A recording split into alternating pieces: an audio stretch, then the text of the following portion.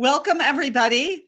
Thank you for joining. My name is Dinah Richter-Spritzer, and I am your host for today's event, which is the top 10 stories for journalists to cover in Central Europe. And with this talk, I hope to inspire students, particularly those who are interested in journalism, even if you're not a major, or those who are interested in politics and history. Central Europe is a hot place to be right now to cover interesting issues that you can research and write about. And one of the best things is that you can actually communicate with people who live here. I'll get into that later. I'm going to share my screen to show you some images of the region, as well as explain to you a little bit more what I think Central Europe is as a journalist, because that's up for dispute. And then I'll tell you a little bit about myself. So here we go. Okay.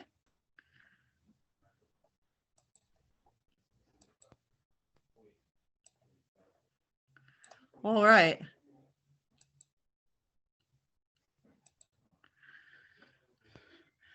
So I've labeled the talk today, 10 stories journalists can only cover in Central Europe. And some of the themes I'm going to talk about, of course, are global, but there is a particular way they're represented in Central Europe that I think you will find both exciting and unique. You can see over here the flags in the region. There's the Czech Republic, we have beautiful Hungary, we have Poland, Slovakia, and of course, Germany, if you're able to see the top of that flag against a black background. As a symbol for my talk, I have chosen what critics have said for decades is the best beer in the world. Yes, that's the beer of the Czech Republic. To show you that I am an objective journalist, really trying to be impartial, I can tell you that not only do I not drink beer, I do not like it. And yet I still know as a journalist that people say it's the best. I use the word best, and something that journalists love to focus on are the ists, the best, the biggest, the longest, the first. A lot of that you'll find in what I talk about today. Another aspect of Czech beer to know is that it is also considered among the cheapest beer in the world if you consider the spending capabilities of the people in the Czech Republic. And Czechs, according to several surveys, drink more beer per capita than anyone else in the world. That perhaps might be related to the other ist, the cheapest. I'm not sure, but I can let you think about that. So I keep talking about this term, Central Europe. That might seem obvious to some people, but it hardly is so. Central Europe is different when geographers talk about it than when journalists, particularly from the United States, write about it. And we're talking about the political versus the geographical definition. So geographically is different, and but most journalists use the political definition of Central Europe. And when they speak about Central Europe, they're often referring to a region that calls itself the Visegrad Group, V4 for short, and that's Poland, Czech Republic, Slovakia, and Hungary. I don't use the expression V4 in my writing because it sounds too much like V8 vegetable juice, an American product, and I find that distracting both as a writer and a reader. Why is this region called the Visegrad Group? Well, it is a political and economic bloc where the leaders get together and talk about their problems and sometimes their solutions. And they call it Visegrad because that's a Hungarian city where kings once met for the same thing, economic and political negotiation. So this is basically what we're talking about when we talk about Central Europe. But Dinah, there's other countries over there. That's true. And you noticed in the beginning that I presented a German flag. This is complicated. And that's because even though Germany might technically be Central Europe, both politically and geographically, it's not part of the Visegrad group, first of all. And second, Germany, reunited Germany is the former Eastern Germany, right? And also what was known as Western Germany. And now they kind of look at themselves more as part of Western Europe. How someone identifies and how journalists look at them are not always the same. But for today, we're going to just note that all of these countries, the Visegrad group, depend on Germany economically, are very closely linked to them. And many of the themes we talk about are also themes in Germany. But what is the real center of Europe? Well, in 1989, the National Geographic Institute of France announced that the center of Europe was the village of Prunuskas, just north of Vilnius, Lithuania. A more recent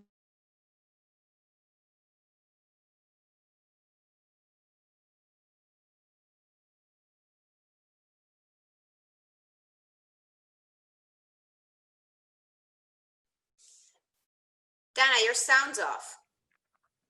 I can't hear you. Yeah. of these countries, the Visegrad countries, have in common. They are part of another regional term that journalists use called the former Eastern Bloc. The former Eastern Bloc are countries characterized by similar political and socioeconomic markers before the revolutions in 1989 and a little bit after that overthrew communism in the region, and also during their transition to democracy. Speaking of revolutions, this gentleman here that you can see, that's Václav Havel, and he led the Velvet Revolution in 1989 that peacefully overthrew communism. He was a dissident, a playwright, and became the first president of Czechoslovakia and then twice of the Czech Republic. You can see him looking down on the crowd in Prague. Why is he smiling? Well, perhaps I can't read his mind, but hundreds of thousands of people showed up in Prague's Wenceslas Square in 1989 to protest the communist regime and to usher in a new wave of democracy, which is where we are now. This region, this former Eastern Bloc region, which was once part of a larger region, including Bulgaria in Eastern Europe, Bulgaria and Romania, they were all under the sway of communist authoritarian leaders and also of the Soviet Union, although Romania was in a category of itself. But they are often referred to as post-communist countries. And the reason I'm bringing this up is if you don't understand the term post-communist, you cannot understand what an exciting journalism story is in the region. I'll get to that in a minute. These countries in the Visegrad group in Central Europe, the post-communist countries, all have similar characteristics in some areas. They went through a painful transition to capitalism. That meant they battled severe corruption, some of which is still ongoing. Also inflation and unemployment at the beginning of that transition. They endured and continue to endure conflicts between different interest groups over historical events and atrocities that the communists swept under the carpet or simply lied about. So they're still arguing over historical events today. And what else? What else does this term post-communist mean? Well, today, some journalists would argue that the ideas about gender, ethnicity, nationalism, and education in the region are a bit retro. Now, that's a Western point of view. Westerners will sometimes say for 50 years, the 50 years of communism, because there was not ideas flowing in from the West, people held on to some very nationalist or old-fashioned ideas about certain social issues. One can argue that true or false, but certainly there are commonalities between these countries.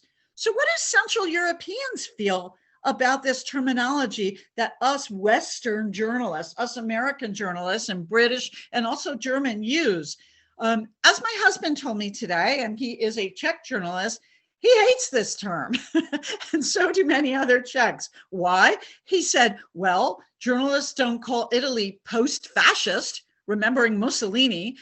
They don't call, in the press, they don't call Germany or Italy, they don't call post-fascist, or Spain, which had decades of fascism. They don't refer to the United States as a post-slavery country. So he feels this expression is unfair. Nonetheless, it's used frequently in the New York Times, and I believe it can be useful in placing these countries and their similarities. And who am I to talk about this region to you and to tell you why it's such an interesting place to cover as a journalist? I have been a journalist covering the region for 3 decades. I've been living in the region for 2. When I lived in New York, I must have made about 30 trips to the region before moving here in 2001. I've been a contributor to the New York Times, USA Today, and the Jerusalem Post. I run my own company called Media Confident.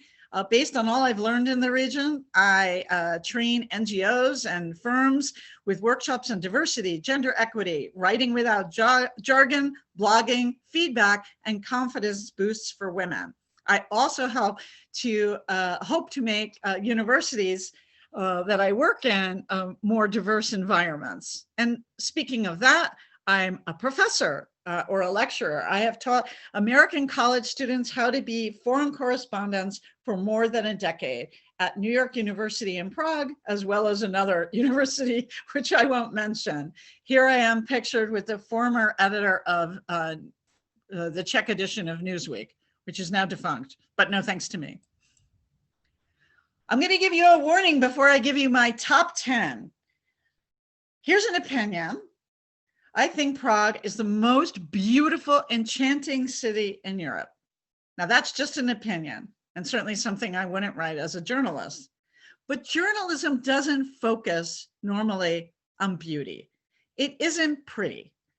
It focused, as I mentioned before, on a lot of ists. So some of the topics I mentioned today might make the region seem a little scary. Please keep in mind that these may be things that journalists like to write about, but that doesn't mean we always have things in proportion. We don't talk about all the wonderful things in the region because that's not news. And news, well, let's face it, it tends to be a bit focused on the dramatic, the ists, as I mentioned before. So don't get the wrong idea that these are the only stories in the region. I just think they're stories that people write about, and a few of them I think people should write about. Here's the good news. Journalism is so interesting in Central Europe right now and accessible. This picture here is from a protest in May. I believe it's May of, yes, 2020. There were people protesting against the Prime Minister of the Czech Republic, Andrej Babiš, saying, "Dear EU, don't feed the oligarch." And this is the kind of event that this was in Prague, that you yourself, as a journalism student or as a witness of history, can go and see. Why? Well, one reason is when I came here in 2001, people didn't speak a lot of English, and it was really difficult. 20 years later, I find, especially since the Czechs joined the European Union in 2004, there's a lot more English going down among people. And so it's pretty easy to find someone in a crowd to do an interview.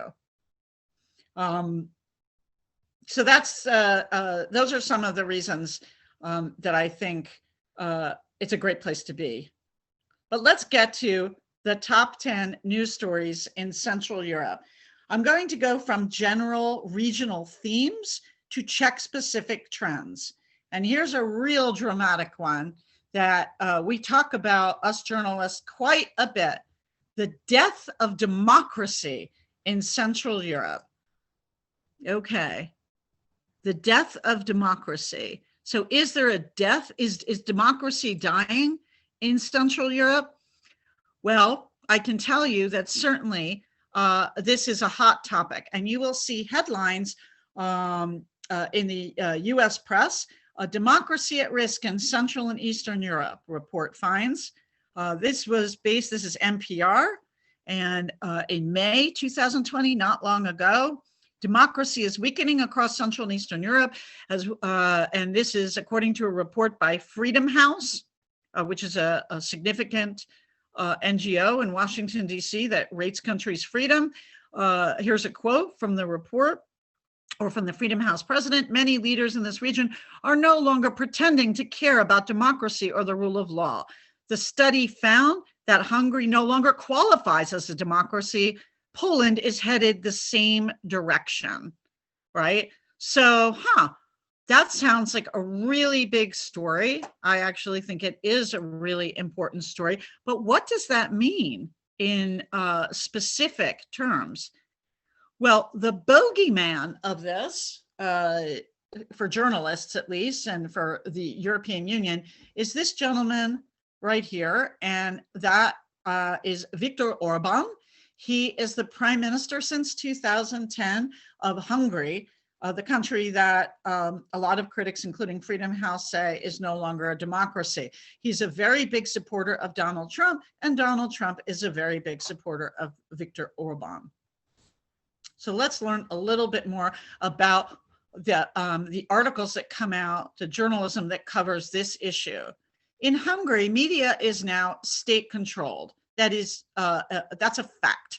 The vast majority of, or all key media are under the control of the state. Prime Minister Viktor Orban has sweeping authoritarian powers, and his political party, Fidesz, has a grip on vast swaths of the economy. So am I the only person who thinks this? Let's see what other journalists are writing about it, because I think you should see. So Deutsche Welle, DW, which is a significant media outlet in Europe.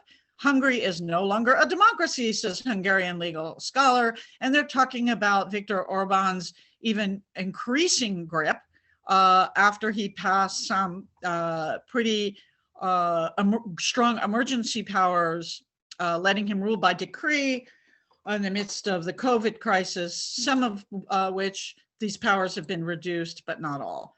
So that's a little bit about Hungary. But what about Poland? Freedom House says it's slipping. What's going on there? So the ruling Law and Justice Party, the ruling Law and Justice Party passes laws that critics say neuter the judiciary and hobble a free press. So they're basically on their way to the Hungarian model, or at least they would like to be, critics say.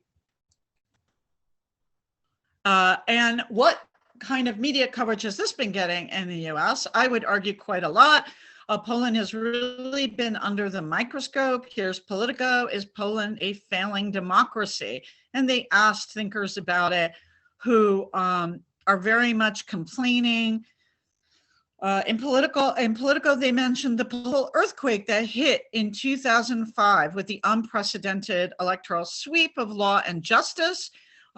Immediately upon taking power, Law and Justice passed laws that critics, among them prominent voices in Brussels, that would be the European Union, say neuter the judiciary and hobble the free press. That's where I got that from.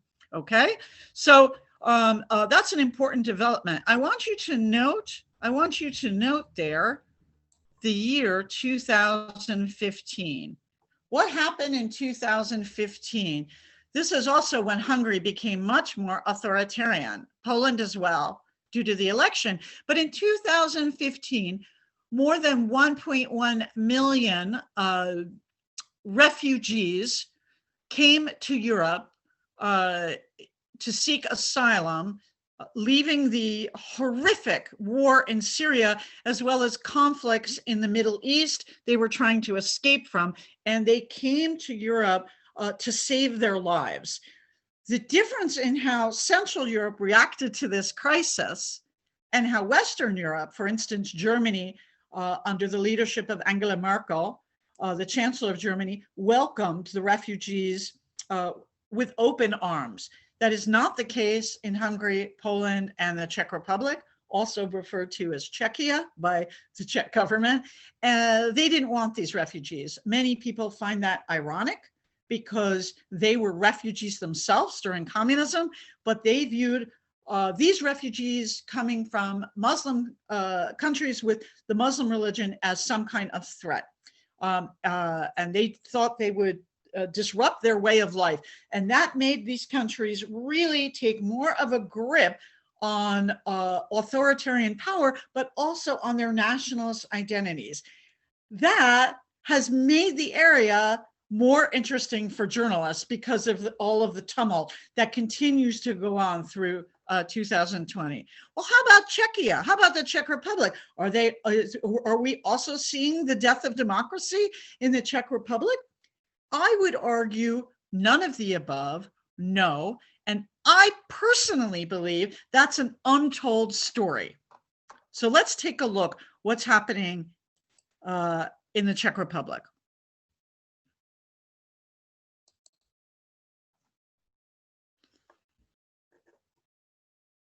This is from this spring, and forgive me for the ad. Transform the way you work. We can plan and track our. Okay, there we go. Around 250,000 Czechs protested on Saturday, demanding their prime minister resign over concerns that he's dismantling democracy. Protesters filled Prague's Letná Park, where some of the biggest rallies were held in November 1989 against communist rule. On Monday, it will be 30 years to the day since communism ended. I want justice, and I don't know, I want to be proud of this country, and I cannot be now. So I need democracy here. I need, more money for good people and not just for some, basic minds. Many protesters chanted, "We are here," echoing the cry from 30 years ago during the protests that propelled Václav Havel into office. Protest leaders want Prime Minister Andrej Babiš to sever ties to his Agrofert business that they say represents a conflict of interest, or else resign.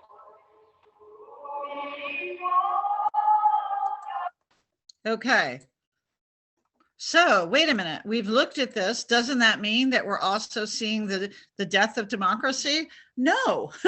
Look at the size of the protests. There were no consequences. In fact, the young man who led these protests back in the spring has now started his own political party, whereas protesters in Hungary I would say, and in Poland are at this time possibly repressed or beaten by the police. Not always, but it can happen.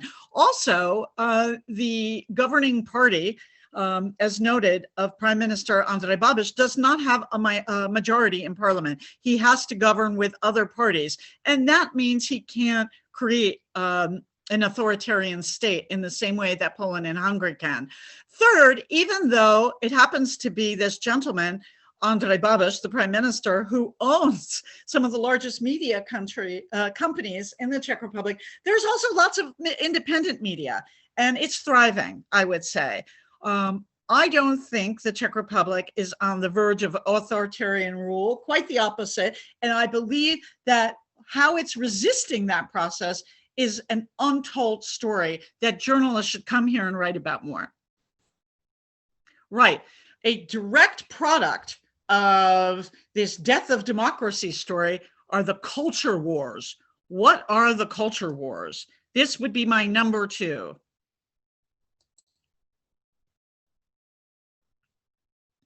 Okay, the culture war this is Bloomberg, threatening to rip through European politics.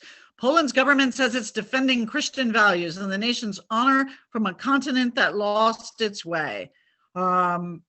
This is a very important that is happening as a consequence of greater authoritarian rule. And that is that these countries, particularly Poland and Hungary, want to return, get away from this Western liberal thought and want to return to what they believe are their national values. In Poland's case, that means a greater orientation to the Catholic Church. One of the big stories this year was that Poland created 80 LGBTQ free zones. These are cities and towns in which it is deemed illegal to promote what they say is an LGBTQ agenda. Let's take a look at what this is all about.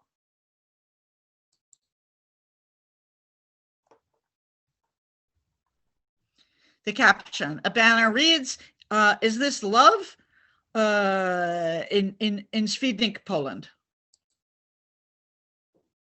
Sorry again if there's going to be an ad.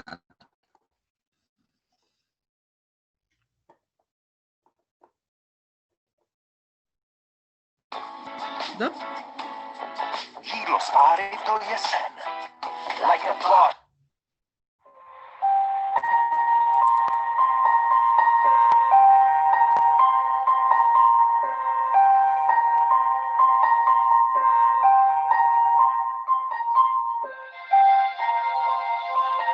Żeby nie było żadnych gejów, żadnych jakich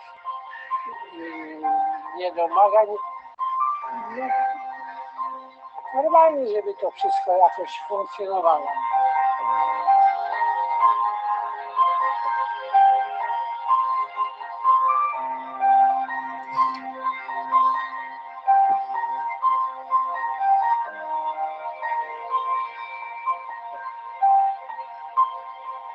Wydaje mi się, że Prawo i Sprawiedliwość zawsze potrzebuje jakiegoś wroga. Kiedyś to byli imigranci, uchodźcy, teraz to są osoby LGBT i bardzo wyraźnie to pokazują. Po prostu muszą mieć wroga i teraz im straszą.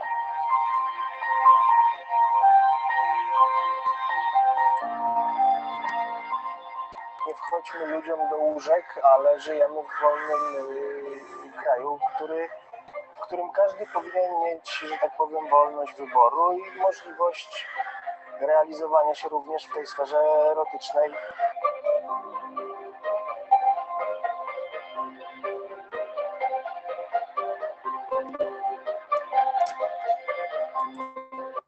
So that was in March, and the country seems quite divided on this issue, but suffice it to say that the European Union has punished Poland or created sanctions against them in some regard, and yet they're still members of the European Union, which is supposed to represent values of tolerance. This is a huge story. You can see that this is going on definitely in a lighter sense in Hungary. Hungary, the pressure against LGBTQ groups, as well as any real type of nonconformity, is coming more from extreme right parties. And people did not think this was supported, this kind of anti-LGBTQ feelings, by the ruling party, Fidesz, or the prime minister. However, Viktor Orban, I believe I've seen examples that I feel are quite important. There is, this was actually early last week, Hungary's prime minister says gay fairy tale characters are a threat to children. This is Vice, so you can see this is a journalist story that made it over to the United States. And Viktor Orban condemned, and his party condemned a book, a lovely fairy tale book in which the authors were trying to update traditional fairy tales to include LGBTQ characters, to include more depictions, stronger depictions of modern women and greater equality. And that is a very strong force in Hungary. And this is why they call it the culture wars. In Slovakia, the Slovak parliament is looking at restricting abortion. I believe that they have the majority to do so. This is quite surprising, as Slovakia, as all of the EU, have enshrined rules about allowing abortion, and Slovakia wants to put greater restrictions on abortion, as Poland did a short time ago. So these are these changes, sort of going backwards in the initial, against the initial leap in the early 90s to be more open like the West. That is no longer seen as a positive thing. And finally, the Czechs, again, do not fit any of these categories. The Czech Republic has a very tolerant atmosphere in comparison to Poland and Hungary when it comes to the LGBTQ community. The mayor is very actively promoting gay pride. The big debate in the Czech Republic is gay marriage, and also which would give gay couples the right to adopt.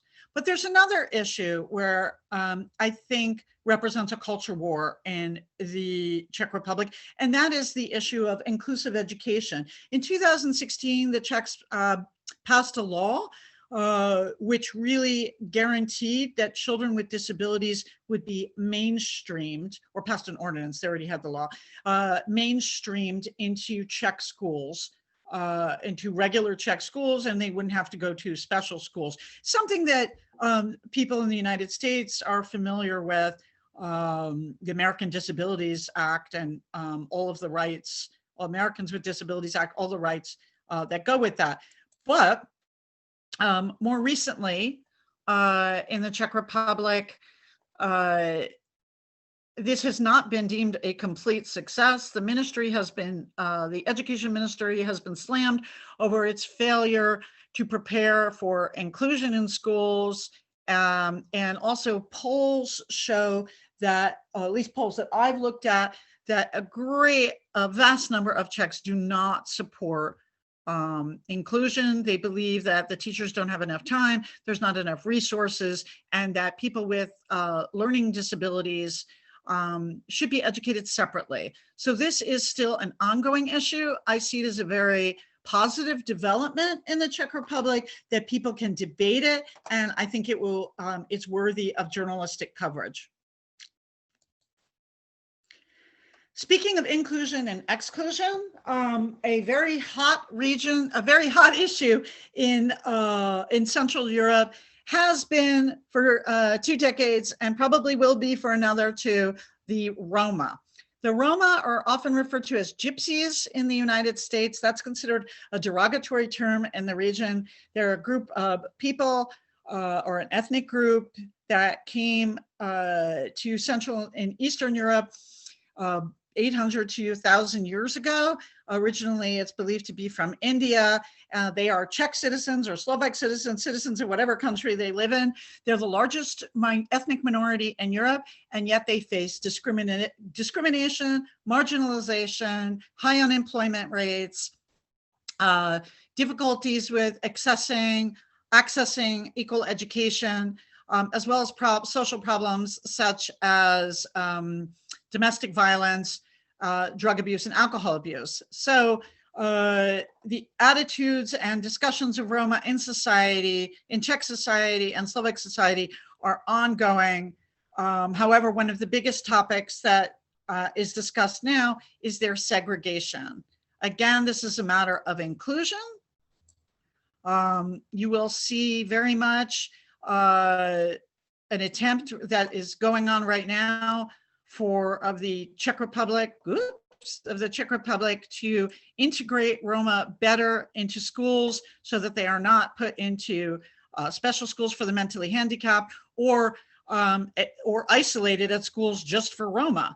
A big push by the government, but how's that going, or how do people feel about it? I would say the public is not there yet when it comes to support. A Czech poll recently found that 30% of the public does not want Romani children in mainstream classes and wants them to be segregated. That's pretty serious in the United States, but it's more de facto segregation. It's not legal segregation. And it's a big topic for discussion here, and a big topic for journalists. Okay, this is a topic I've written about quite a bit, and that's gender inequality. Gender equality or gender inequality is a topic all over the world, and for journalists all over the world. So what makes it special in the Czech Republic? I'm going to focus on the Czech Republic in particular now. So I'm going from the regional to the more specifically to the Czech Republic. Let's start with this. Along with the Slovaks, the Czechs have the longest maternity leave in Europe, something Americans would be quite envious about. They can take, when they have a child, women, and it is women, or also men, but men don't generally take it. Women will take 3 to 4 years off of their job. They're guaranteed to get their job back, and they are also given money by the government for 3 to 4 years. They can spread out, they can have it in one lump sum, and they also get money from their company. So there's a lot of not a lot of money, but they do get paid, and they do get, more importantly, time off, and their children go to preschool at the age of 3 or 4. That's paid for by the government. So they can take this time off until then. So the majority of women in the Czech Republic choose to take that time, which can be, let's see, if you have 2 kids, that can be 6 to 8 years off of work when you have children. And that sounds like a great thing, right? Well, economists would argue there's a very strong relationship between that and this. Czech men are paid on average 20.1% more than women in terms of gross hourly earnings for male and female employees. This is the 3rd highest gender pay gap in the European Union. So these two things are related, and this is a pretty hot story that the Czech government and many NGOs, as well as many company leaders, are working on. Let's see. Maybe there's a relationship to some of the other headlines. This is not my headline, but it is a headline. Czech women still doing all the cleaning in EU's sexist nation. So I want you to think about whether there might be a relationship between all the headlines I'm showing you and whether they really are good stories. This is from a local English publication in the Czech Republic, expats.cz. However, they're not making this up. The Eurobarometer Gender Equality Survey, this is from 2017, which is only 3 years ago. The Czech Republic came in dead last on the Eurobarometer 2017 Gender Equality Index. Well, why is that? A whopping 77% of Czechs said that the most important role of a woman is to take care of her home and family. Could that be related to the longest maternity leave in Europe? I guess a good journalist might find out. Let's look at another interesting statistic. In 2017, this was a headline, also in Expats. Over 40% of Czechs feel that rape can be justified. This was the highest number in a poll conducted by Eurobarometer.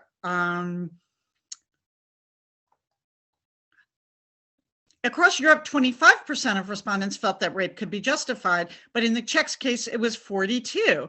And the situations that they thought it could be justified in was when non-consensual sex was justified, would be if a woman was wearing revealing clothing, she was not clearly saying no, fighting back, was intoxicated, or voluntarily went home with the offender. So this really sounds terrible, doesn't it? I can tell you that there has been a tremendous response in Czech society over and a discussion over this. There's even an NGO called Consent that is working to educate young Czech people, particularly, about what consent means. And it's exciting that this is a discussion, but these are really hot issues that a journalist can cover. Again, in keeping with the issue of gender equality, I'd like to talk about the ongoing discussion of the image of women in Czech Republic. Some people could argue that this is outdated. I think a journalist could find proof that this is not outdated. So let me tell you what I'm talking about. In 2014, the University of Prague School of Economics, which is one of the most prestigious business universities, if not the most prestigious in the country, played host to a beauty pageant.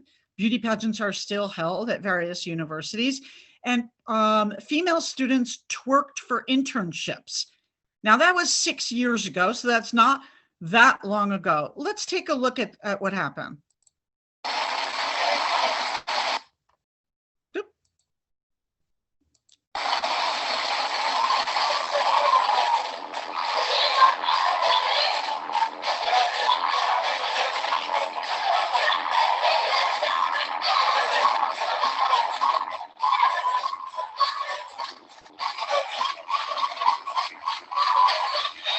Okay, I think that's enough of that.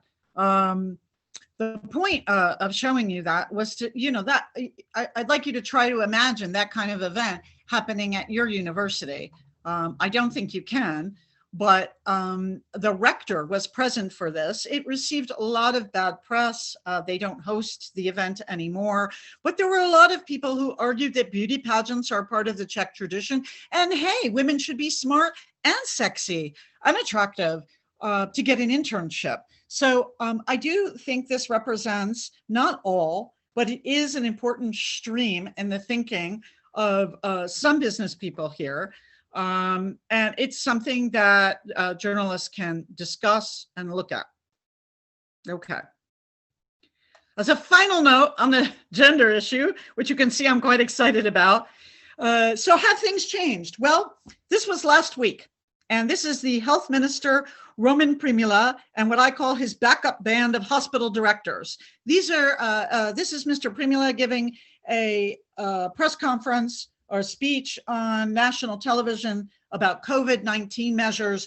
And in back of him are the directors of all the most significant regional hospitals in the Czech Republic. Do you notice anything about these directors? I don't think I have to tell you, right? Let me just note that 55% of the doctors in the Czech Republic are female. So since we've been talking about COVID, I'm sorry that I have to do this. Here's number 5 in their top 10. The Czech Republic went from the lowest daily positive test rate in Europe last spring to the highest EU rate in October.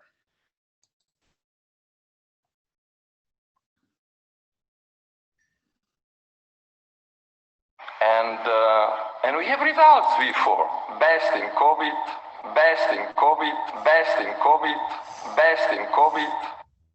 Now, and we have results before. Best in COVID. Okay, I think you've seen enough of that. That's Czech Prime Minister Andrej Babiš. That became a meme.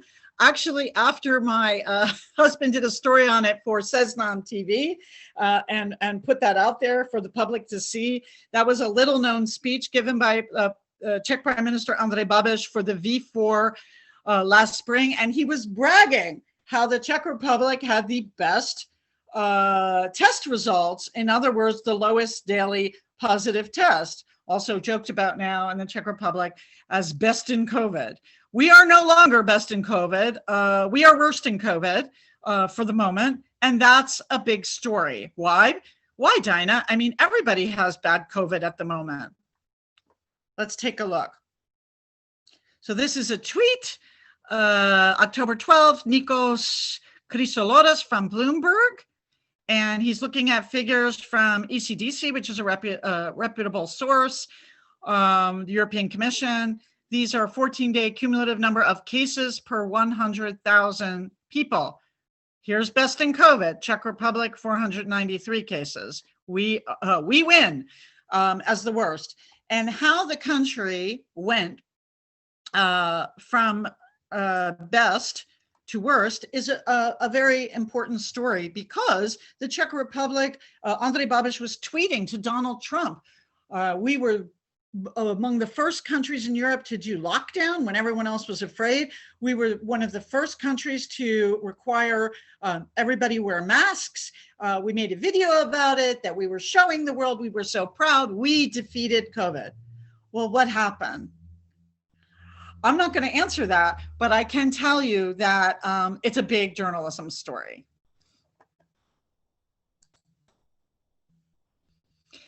So when you talk about COVID, you might recall that this is my transition here. We first heard about COVID with regards to China.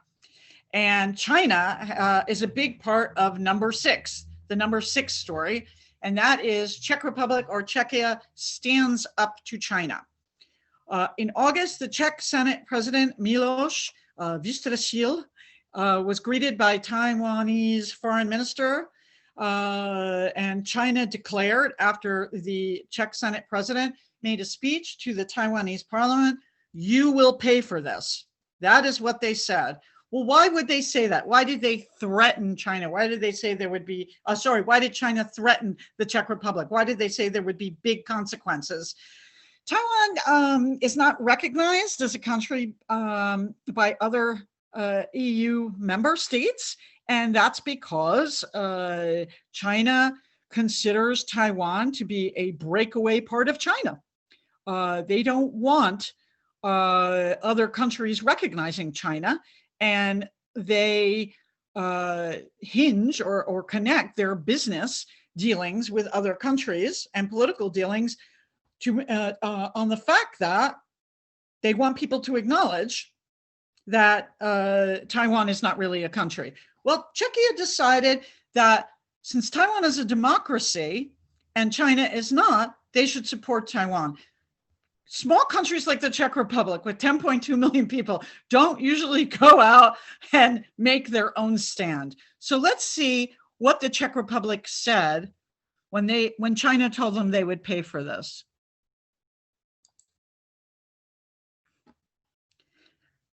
At least the reaction of one Czech official made Foreign Policy, a very prestigious publication, and including on its Facebook page.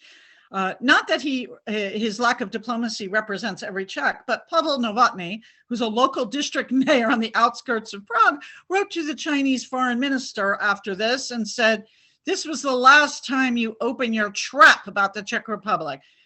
Foreign Policy was so excited about this letter that they made it document of the week. Czech Paul to China, piss off.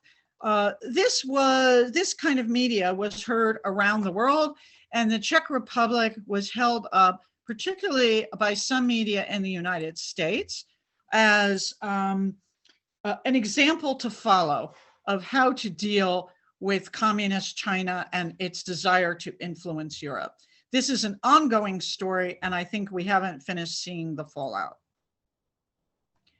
Speaking of China, here is one of its Czech supporters, a gentleman known as the Czech Trump, is also Miloš Zeman, the president of the Czech Republic. He's finishing his second term, and a lot of people are called the Czech Trump, or not the Czech Trump, but a lot of leaders, because journalists are not sometimes very lazy and not creative in their headlines, and they're always comparing authoritarian leaders or leaders who say insulting things to others as Trump-like. So I'll let you be the judge whether Miloš Zeman comes close. He does equate refugee migration. Remember, I mentioned that big refugee migration in 2015 over to Europe. He very much supported not letting in any refugees. The Czech Republic let in fewer refugees, even if you look at the number of applications, than any other country in Europe. He's the president. That is mostly a ceremonial role. He's not like the prime minister. He doesn't have governing power, but he does have a lot of influence because more than half the population, or more than half the voters went for him. So who is this Czech Trump? Let's find out.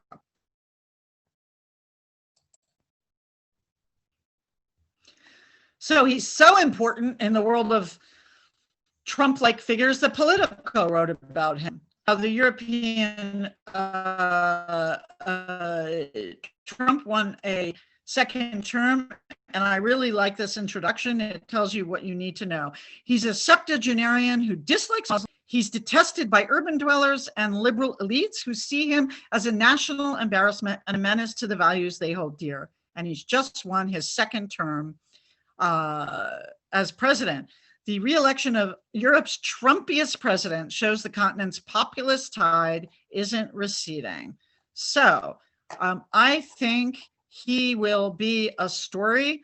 Let's see, that was in 18. So I guess 2022, if I'm not mistaken, he'll be at least the story until there, and maybe even longer. Okay, you can't look at Miloš Zeman without looking at some of his best quotes.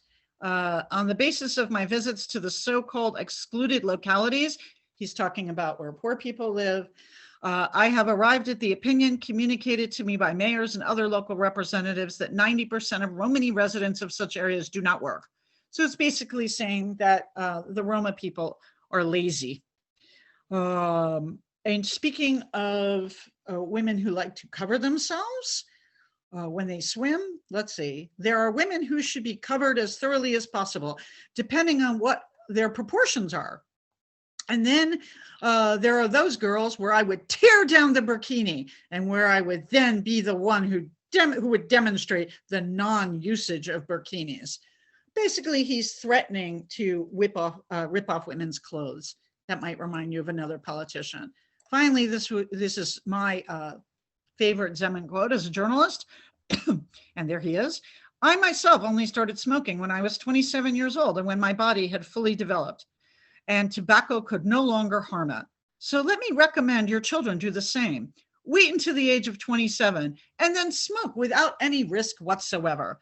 He said this when he was touring a cigarette factory, but still pretty strong words that do not discourage smoking. Here he is smoking and drinking hard alcohol, which he is very famous for enjoying. He's right now in very poor health. He has diabetes and several other ailments and can barely walk. So we've talked about a lot of vices, but there's other things that go with alcohol and cigarettes that we haven't talked about. And that is what I think is story number 8, top story number 8, the food revolution in the Czech Republic. Now, all of the countries of the former Eastern Bloc have gone through a food revolution because their economic situation has changed. People have more money. There's the import of food from all over the world. But I think the Czech Republic has had the biggest food revolution. Remember, I mentioned the word ist? Well, here's a possible ist, and it's a great story. Why? In 2010, food critic Anthony Bourdain dubbed the Czech Republic the land that vegetables forgot. This is one of the most popular Czech meals, still, I would say, but definitely during the communist era, and certainly in the early 90s. These are dumplings, 2 different kinds of dumplings with pork meat and the ubiquitous brown gravy. During the 5 decades of communism, there was only one cookbook that was allowed to be used by restaurants. According to the rules of the health ministry, everybody had to cook the same things. And they wanted people to rely on local ingredients, so there weren't a lot of fresh vegetables. There was a great emphasis on pork and what I call brown goo. But let's look at today. Yay! Or I'm not making any value judgments. This is the Czech Republic today. You can still get the brown goo, but according to several surveys, Prague, the capital of the Czech Republic, has more vegan restaurants than per capita than any other city in Europe. Are they the best? Not necessarily, but there's a lot of them. And that is a tremendous change. So I think that's worth more attention by the media, and whether it's caught on all over the country and what it means. Okay, story number 9, definitely in my top 10. It really goes well with story number 8, and that is the reinvention of Prague. In the last 2 years, or at least since Prague has had a new mayor, a very progressive mayor, and he's changed everything, in my opinion, or at least fought back against some of the institutions of corruptions at City Hall. And because of that, I think he really wants the face of Prague to change. Of course, it's a beautiful city, but it's also been known as Scam City.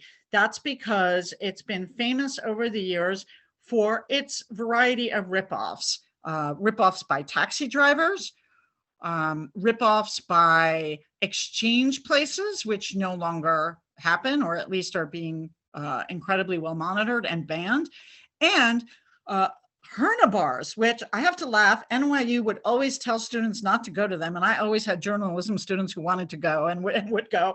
But they were these really seedy bars with slot machines where a lot of gambling addicts would hang out, and they were pretty dreadful places, which are now going to be eliminated from the Prague scene, making Prague much nicer. It's not really just about gentrification, as some people would argue.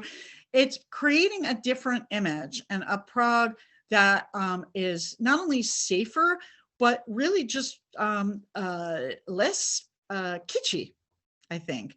And I think people will be able to write about that more after COVID recedes and see a new Prague that is not this just cheap and also noted for attracting stag parties, bachelor parties from, taking cheap flights from the UK, but offering a much cleaner image.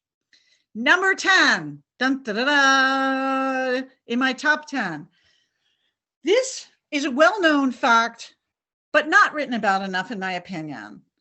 The Czech Republic has the lowest unemployment in the European Union. That is 27 countries. The former 28th was Great Britain. Still, so before COVID, it was 2% in January. It is now 3.8% in September, but it's still the lowest. What does that mean to the society? What can we learn from that? What can the world learn from that? I think the US right now is 7.8. I'm not sure, but the Czech Republic's low unemployment is a great thing, but it can also be a negative in that some people say there's low unemployment because wages are so low, they haven't risen high enough. So is this number real? And I think journalists could write about that more. Final word. The Czech Republic is consistently rated one of the 10 best countries in the world by various surveys and reports to raise a family. It ranks high in safety, affordable healthcare, and access to quality education. These are my twins who are now 8 years old, but I can tell you that we all love living here, and I hope I get to share my Czech Republic with you when you come. Thank you very much.